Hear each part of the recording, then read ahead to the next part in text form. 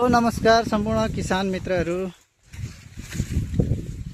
फागुन महिनामा लगाएको 16030 जनरल जातको यो उखुमा आज हामी थ्रिप्सको नआइसक्यो।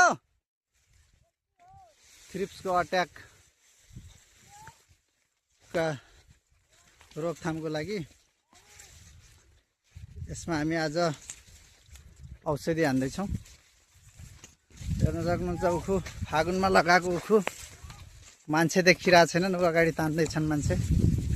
हाम्रो राजेश दाई, हाम्रो गाडी चालक तान्दै हुनुहुन्छ पाइप। यस्तरी हेर्नुपर्छ। खेत अति नै लामो छ हाम्रो, 250 मिटर पाइपले पनि हाम्रो पुरा खेत पुगिरहेको छैन।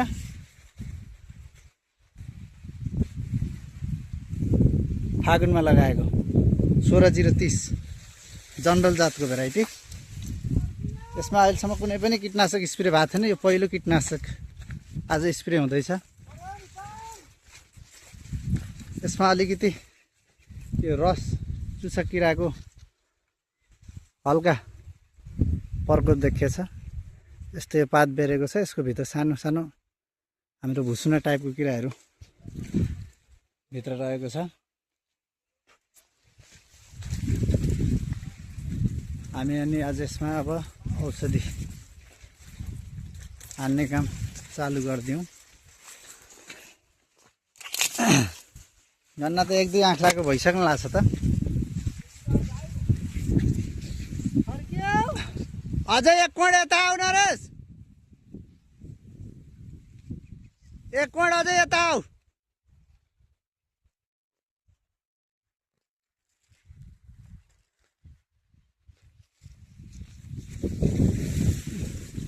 एक पल्लो कोणमा जानुपर्छ होला। नाइ जाऊ जाऊ, तपाईँ नै दबाई हान्ने होला।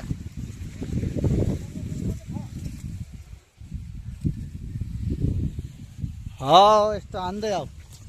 हामी पछाडि पछाडि जाउँला राजेश दाई, यिनीहरूलाई अगाडि जान्ने, पाइप तान्दै हामी पछाडि जाने।